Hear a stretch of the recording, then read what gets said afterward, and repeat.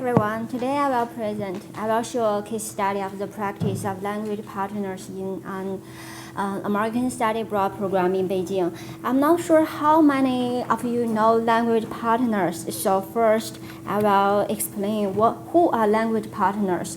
So according to the research from Qiuyu 2012, the first language partners definition is provided by the Confucius Institution in 2010. So there are some Chinese programs in Beijing, and some students major in Beijing Language and Culture University. They need a chance to practice how to teach Chinese to American students.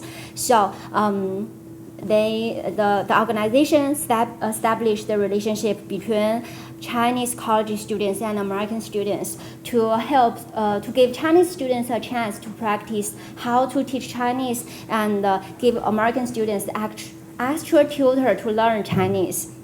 But after that, when I was in Beijing Language and Culture University, the definition of language partners changed. It became to the Chinese students from different majors.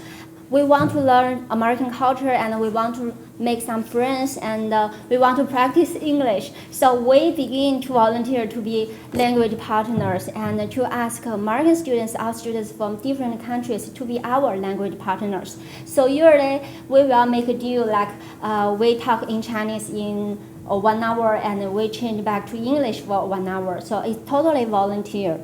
But here in our case, we use the first traditional definition. So Chinese students are the language partners and they help American students practice Chinese. It is because, first let's explain why do we need language partners. So first, as Chinese language partners, they need chance to know more about American culture, our culture in different countries.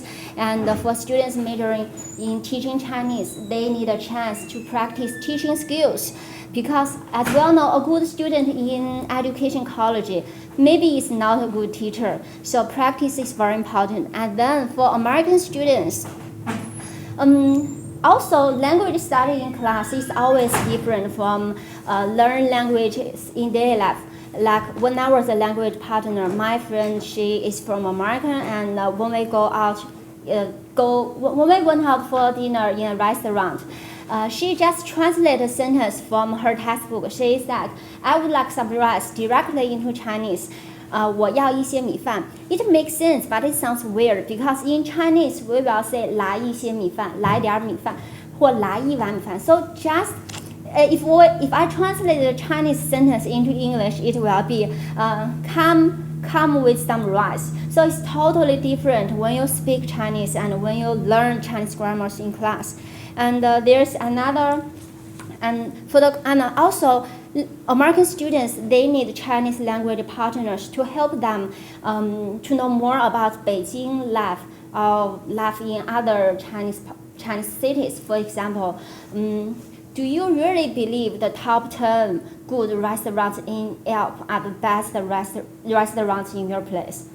I don't think so. According to my experience, not every restaurant in the Yelp are the best restaurants. So you need a local guide to show you around, to show you where you should do the shoppings, how you bargain with local shoppers, and where you can find the most authentic food. That's why, if American students have language partners in China, they will know more about Chinese culture and they will get used to Chinese culture and life faster. So in our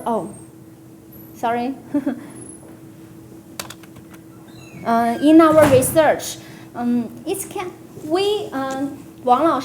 Teacher Wang and I, we find a lot of research online. We want to know if there are some literatures we can cite it. But although the language partners, we have the definition for like 17 years, there are few researchers about how to define language partners and how the practice of language partners should work.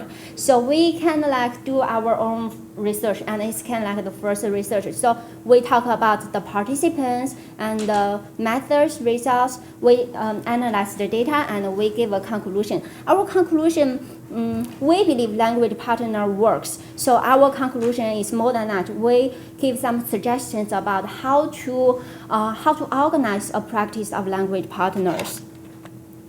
The research participants. So in our research, the participants, there are two parts: American students and Chinese language partners.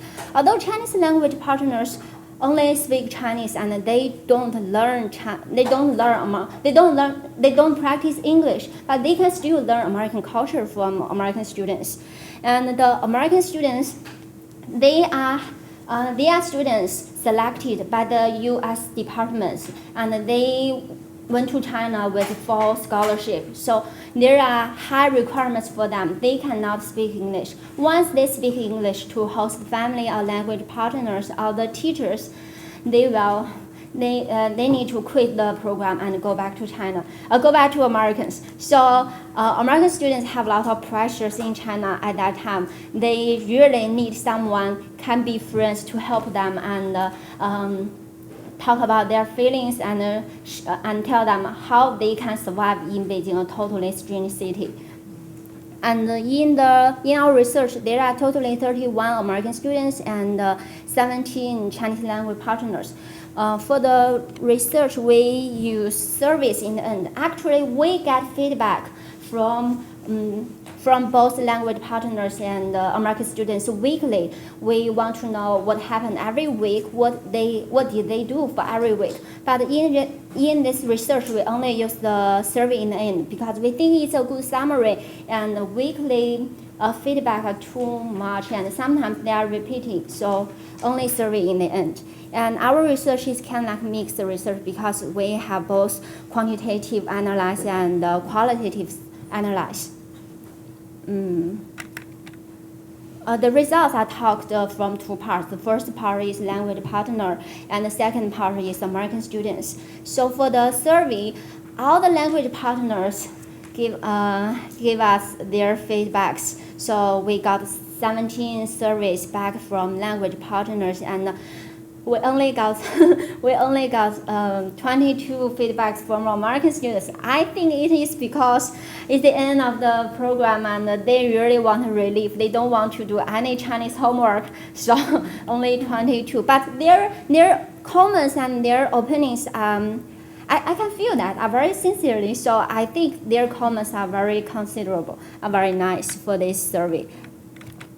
And the next part. So the first result I want to talk is from the language partners. From the language partners, it's kind of like assessment. We want to know from the language partners' perspective, what is language partner, what did they do, and do they have any problems when they meet with American students because they are culture difference. Maybe there is something. American students feel okay, but Chinese students are usually shy, so they may feel something uncomfortable. So basically, there are three questions. The first one, we talk about how they get this position, like how they know our program and who are their interviewers. And because we want to have large language partners pool, so we want to promote our programs from the most popular medium in China. And according to the results, we find that emails are not the best way to work with language partners because as we all know, in America, everyone will get information from emails, especially the official workload. But in China, we usually use WeChat. It's kind of like, I think it's kind of like Facebook or some online talking communication online. We can build a group and everyone can get feedback and information timely. So if anyone have a programs in China, the best, my advice is do your work with Chinese students or Chinese teachers, Chinese people by WeChat rather than emails. Otherwise, you may you may miss your partners and you may miss very important information.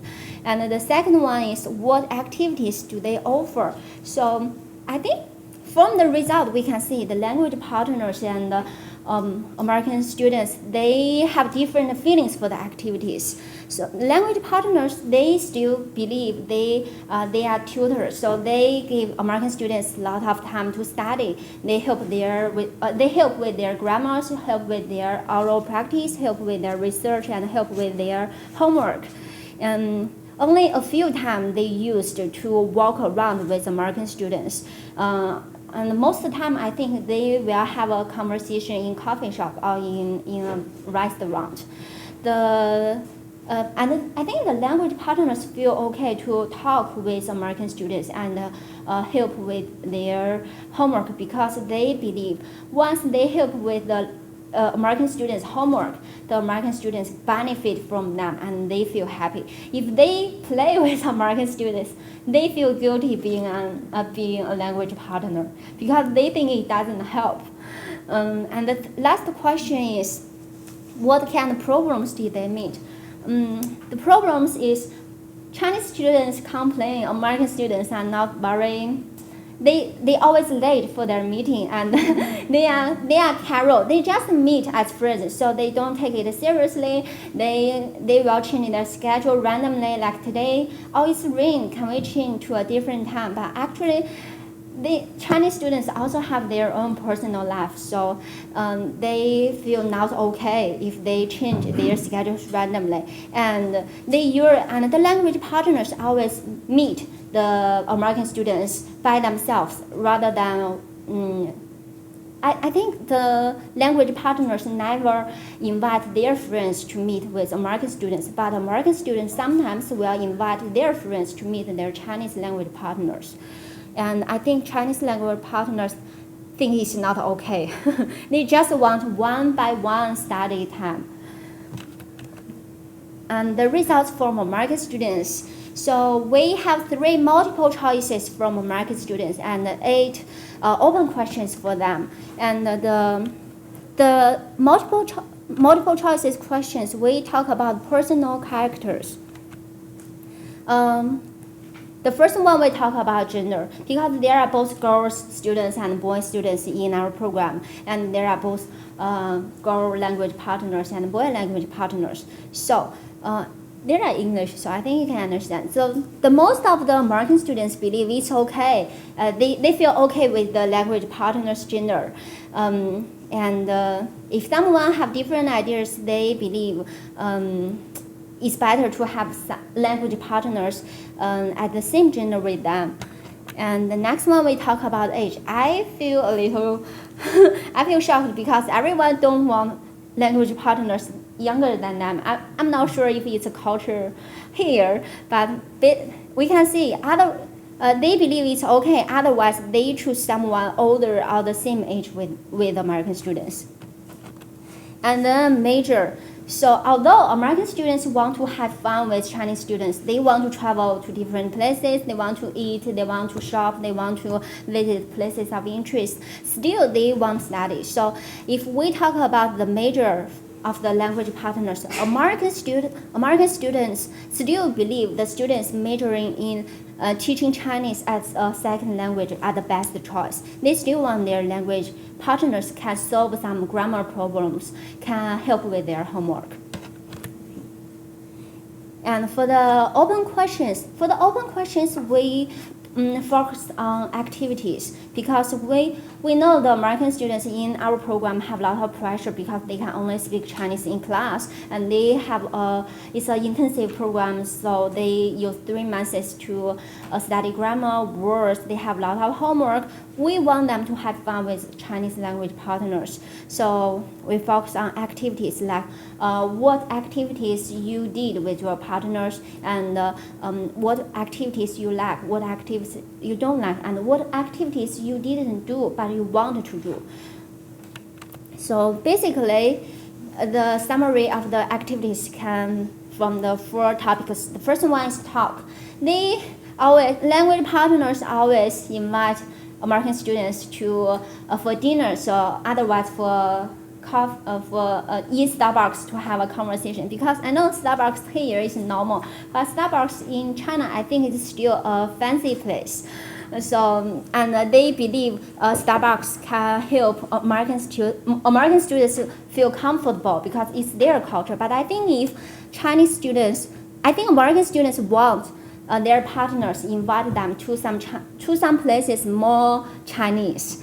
And then for the travel, sometimes they will go, because Beijing Language and Culture University is in kind of like in college town. So there are many universities around, like Yinghua University, Peking University. So language partners usually will take the American students travel in different universities to feel how Chinese students study and how Chinese students live. The third one is making friends. Actually, American students, they want a real Chinese life, and they want to make more Chinese friends. They complain the language partners never introduce them to the Chinese friends. So it means American students want to get involved in Chinese language partners' life, but Chinese students, I think they believe it's a personal stuff, so they feel not okay to invite American students who they only know for 3 months into their friend circle. And the last one is study. Actually, most American students, they complain the language partners tutor their homework too much. They don't want to study with language partners. They want to have fun. So our conclusions are this. So first of all, we believe language partners are very helpful from study or from cultural experience, and from the conversation or from the feedback from both partners and the students, we can feel they believe language partners are helpful. But we need some suggestions to deal with how to run this program successfully. The first one is language partners selection. So according to our survey, we can see if we have, before we introduce the language partners to American students, we'd better give a brief introduction to other American students, like gender, age, and major, so they can make a quick decision. And then after they meet, they can deal with the other stuff, but for the personal characters, they can deal with this before the program starts, and it will save a lot of time. Otherwise, if you change them and if you do any switch, it will waste a lot of time and energy. The second one is, the second one is kind of like the selection, the brief introduction of language partners, and the selection. Another selection is we need, if we have language partners, we need a big pool, because if the American students feel not okay with their language partners, and which really happen in our program, we need other candidates to make a switch. Like some students, I remember one American student really likes study, and his language partners, a Chinese student, he likes to have fun. And another Chinese student, he complained to our leaders, his Chinese language partner study too much. So when we get this information, we make a quick switch. But if they complain more about the language partners, and if we do not have more extra candidates, how can we deal with these American students? And the last one is language partners training.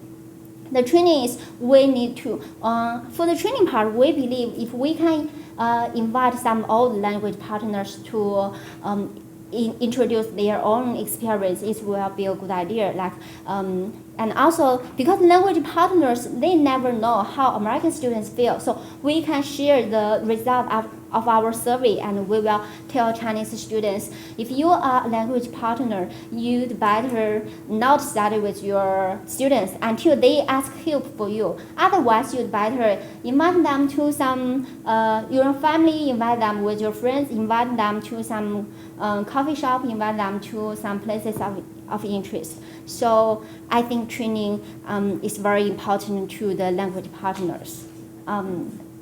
That's it. So, any questions?